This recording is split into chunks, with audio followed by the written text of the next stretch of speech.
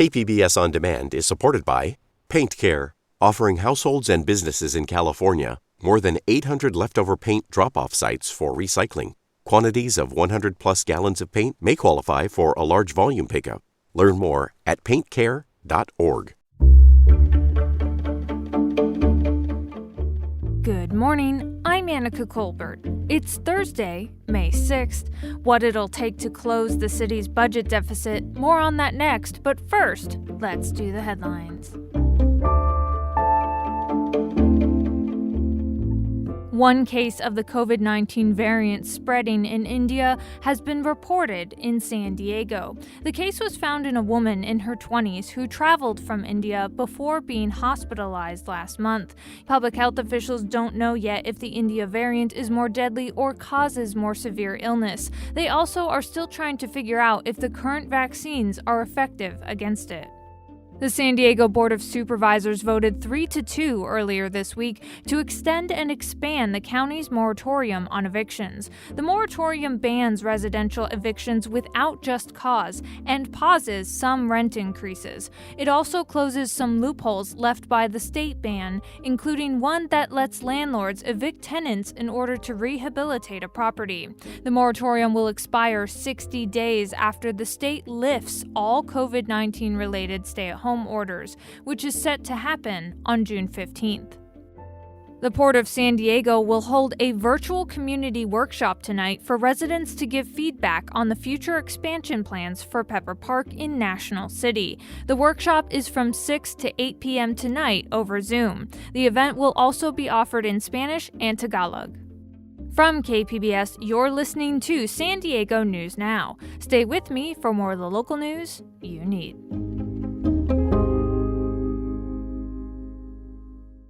KPBS On Demand is supported by Splatero, helping homeowners pay for home improvements by offering streamlined access to your home's equity with no additional monthly payments or new debt. Splatero provides a lump sum payment in exchange for a share of your home's future value. Pre-qualification available at splatero.com.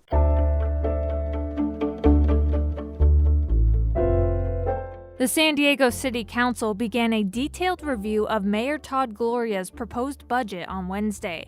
KPBS Metro reporter Andrew Bowen says the long-term budget doesn't look good. Federal COVID-19 relief dollars are sparing San Diego from draconian budget cuts this year. But the city's independent budget analyst told council members Wednesday there's still a long-term deficit problem. Services like police, parks, libraries, and trash pickup simply cost more than what the city takes in from taxes and fees.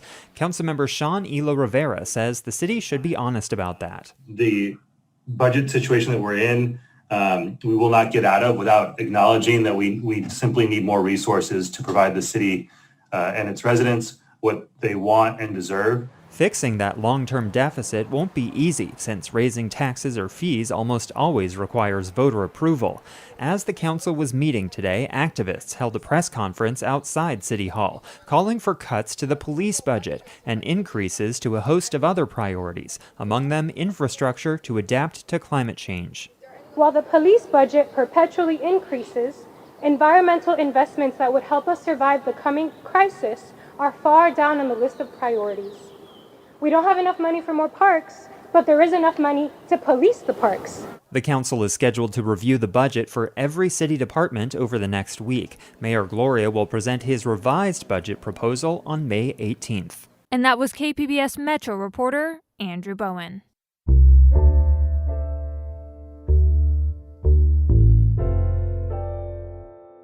While new border wall construction was halted by the Biden administration, the border fence in Calexico is still getting upgraded. KPBS's Alexandra Rangel has more. 8 feet tall sheets of metal now cover a portion of the border wall near downtown Calexico. El Centro Sector Border Patrol says the added security measures are part of its tactical infrastructure funds. According to local Border Patrol, the added metal sheets are to protect agents from rocks and other objects that are sometimes thrown through the barrier. However, the founder of the group Calexico Needs Change, Ismael Arvizu, believes the metal mesh was placed for other reasons. And that mesh is blocking a lot of ways of people to connect or to help each other out, to be able to, pass, hold hands or even just like be closer. The El Centro sector has seen a dramatic increase in apprehensions. The sector apprehended more than 12,000 people in the 2020 fiscal year. That number has more than doubled to over 30,000 apprehensions in 2021, with 5 months still remaining in the fiscal year.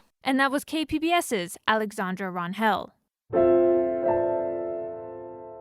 Some of San Diego's most iconic buildings were lit up in red last night to raise awareness for a crisis in the Native American communities across the country. May 5th was Missing and Murdered Indigenous Women Awareness Day.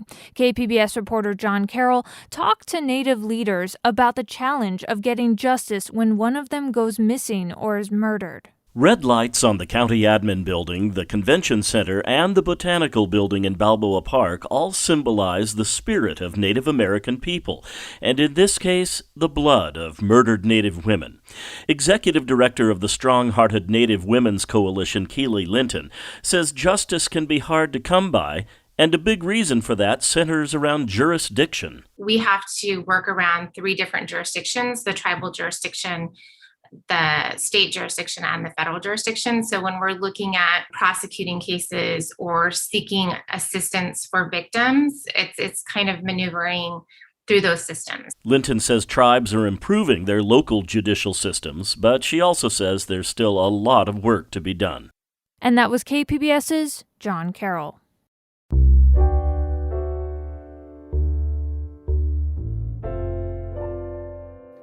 The head of California's state university system is getting some pushback after requiring students and employees to get the COVID-19 vaccine before returning to campus. I have received a few letters, mostly not understanding the way that we're structuring the requirement.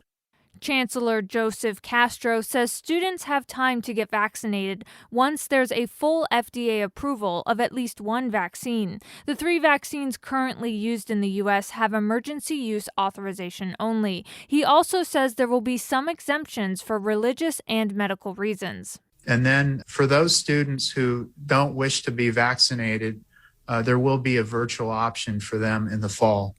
But again, our hope is that we can repopulate our campuses at a high level. Students at California's public universities have been outside the classroom for well over a year now. The University of California is also requiring students and staff to be vaccinated before returning to campus. President Biden has announced that his administration will now raise the nation's refugee cap to 62,500 individuals. The decision comes after Biden faced sharp criticism for failing to lift the previous cap set by the Trump administration of only 15,000 people, a restriction Biden now characterizes as historically low.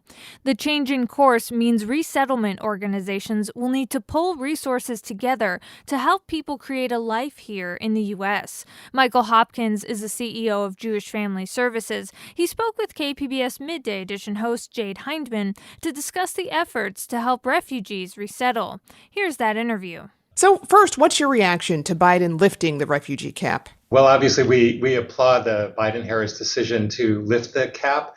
Frankly, we were surprised that he wanted to continue it at 15,000. And so happy that he changed his position. But the new position is actually much more aligned with what he campaigned on. So it took a while to get there, but we're there. How does your organization help refugees start their lives here in the U.S.? So I'm not going to tell the whole story, but it is important to note that we've been doing this work for over 100 years. As a matter of fact, Jewish Family Service here was founded by a group of women who went down to the border because in 1918, Jews were stuck at the border. So helping the stranger, welcoming the stranger, working with refugees has been part of our organization's history for more than a century. But over the last probably 40 plus years, we've been very involved working with HIAS, Hebrew Immigrant Aid Society, our national partner, in helping refugees settle here in San Diego. So we're one of 4 agencies that do that work locally. And everything from, refugees different from asylum seekers. Refugees almost always arrive via plane. They come in, through the State Department. They're vetted overseas, and then literally from the moment that they arrive at the airport, we help them settle and help them on their path to citizenship. What portion of this higher refugee cap do you think will end up in the larger San Diego area? So that is a good question. I don't think anyone really knows. We have the numbers from the past year. So, for example, even in 2016, San Diego had about 4,000 refugees come to San Diego. This current year, we're at 341. I mean, it's really so much smaller than what it's been. Now the 4,000, the cap was higher than 62.5, and most believe that we won't even hit 62.5 in the remainder of this fiscal year. So it probably means a couple thousand for San Diego at some point. I mean, that would be my guess. So exactly what kinds of resources do you offer to help someone or a family start their lives here in San Diego? So it's really pretty. The first thing that happens is a health screening, and we make sure that that folks come here just medically are good to go.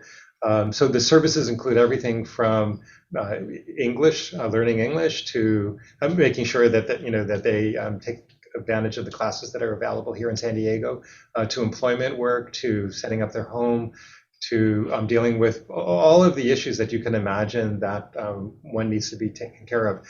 And these individuals are eligible for benefits. So we also need to make sure that any kind of public benefit that is available, that we make sure that they take advantage of that. So our staff will work one-on-one with the family and work with individuals and really get them established here. And can you talk about some of the circumstances people have had to flee from to come to the United States? So that varies, and it varies based on what country they've come from. So in the past, individuals have come from the Democratic Republic of the Congo, they've come from Myanmar, they've come from, obviously, before the Trump administration, they came from many countries in the Middle East. So it varied, but the one common denominator with anyone who is being resettled, anyone who is part of the refugee program, is they are no longer in the country where they were originally living.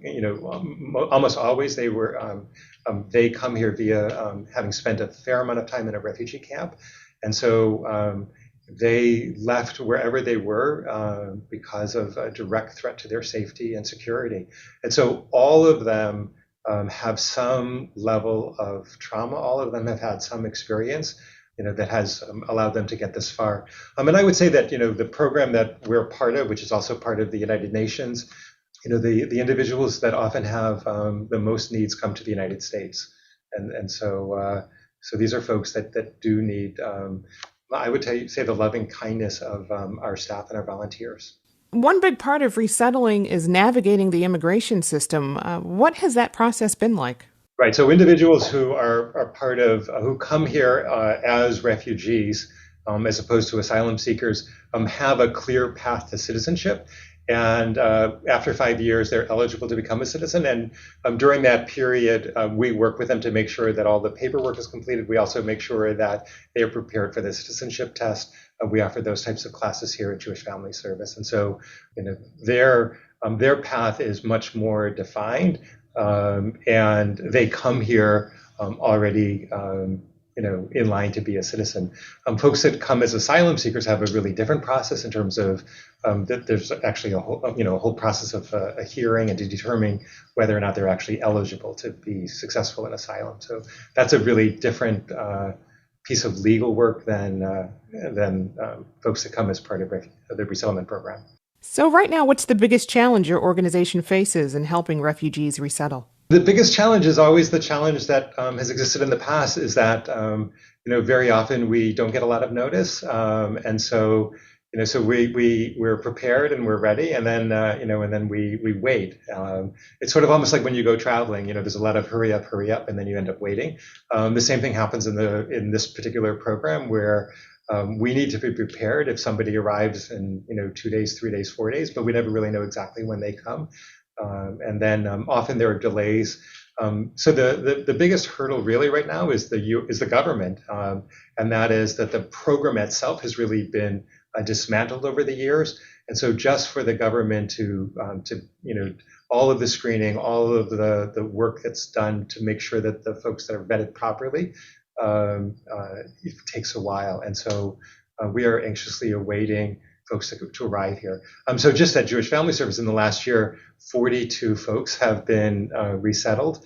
And in past years, that number could be as high as 300, 400, 500. And so, staffing up to that number is obviously where it's in progress. That was Michael Hopkins, CEO of Jewish Family Services, speaking with KPBS Midday Edition host Jade Hindman.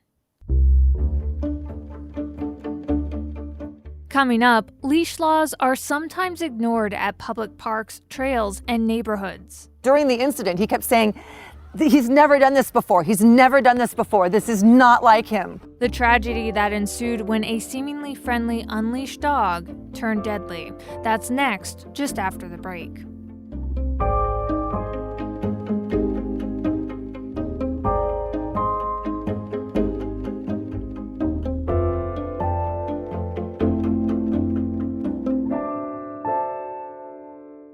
KPBS On Demand is supported by UC San Diego's Art Power, presenting cellist Joshua Roman, performing from his album Immunity, alongside music by J.S. Bach and more. Sunday, June 22nd at UC San Diego's Epstein Family Amphitheater. Reserve your tickets at artpower.ucsd.edu.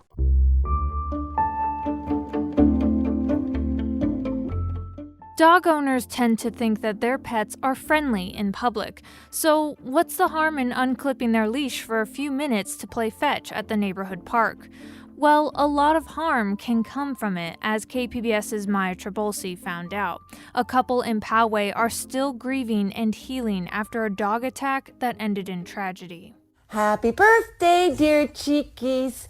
Happy birthday to you. 6-year-old miniature schnauzer Cheekies won't be getting any more birthday songs or treats. Her life ended last week after a vicious attack by an unleashed dog. But she wasn't the only victim. A bite here and then some puncture wounds here and a little puncture wound there. Cheeky's owners, Cynthia and Ricardo Elizondo, are back at Garden Road Park in Poway for the first time since the incident. I believe we might actually find blood trails. My understanding is they tried to clean it up after the incident, but were not successful in getting it all. So we may see some. There's a long stretch of grass to the side of the park that is commonly used as a dog run for unleashed dogs to play fetch. So you were actually on this path? We were on the path. Oh, actually I think that's my glove. Yeah, and that's blood right there. So this is the glove that you were wearing that morning? That is correct. A bloody glove, all that remains of the deadly encounter that seemed so innocent at first. I was not scared at all. I thought he was just coming to say hello. He was clearly a friendly dog playing ball with his owner. But instincts kicked in, and the dog who had been playing happily just seconds before had locked his sights on Cheeky's and his jaws into her back. Would not let go. At that point, his owner came running over. We started kicking the dog. The owner actually said, kick him, do it, go for it. And he got his hands into his own dog's mouth to pry open the jaws. It took 3 adults more than 30 seconds to separate the dogs, at which point the attack continued.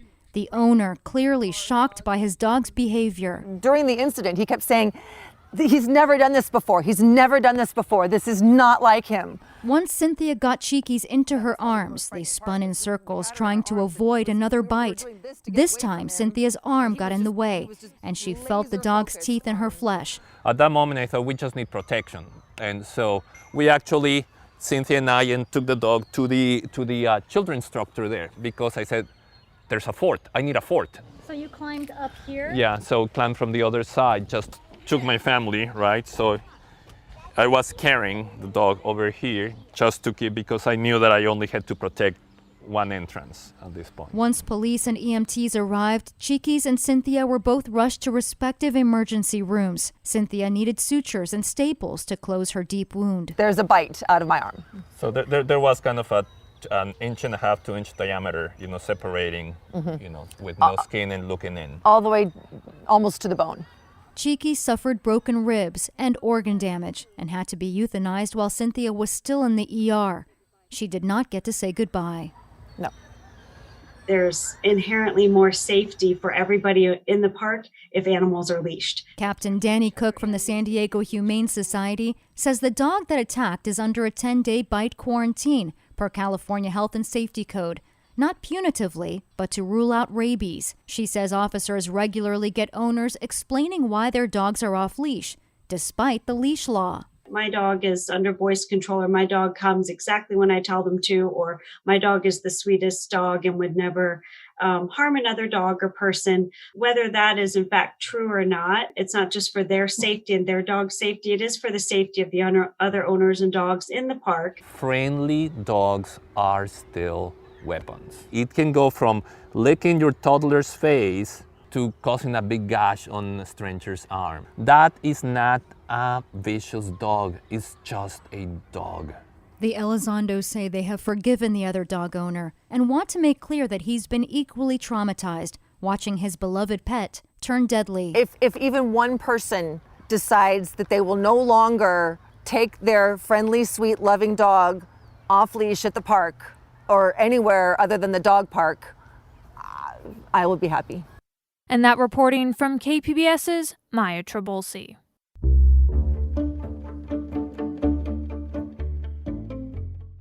And that's it for the podcast today. Be sure to catch KPBS Midday Edition at noon on KPBS Radio, or check out the Midday Edition podcast. You can also watch KPBS Evening Edition at 5 o'clock on KPBS Television. And as always, you can find more San Diego news online at kpbs.org. I'm Annika Colbert. Thanks for listening, and have a great day.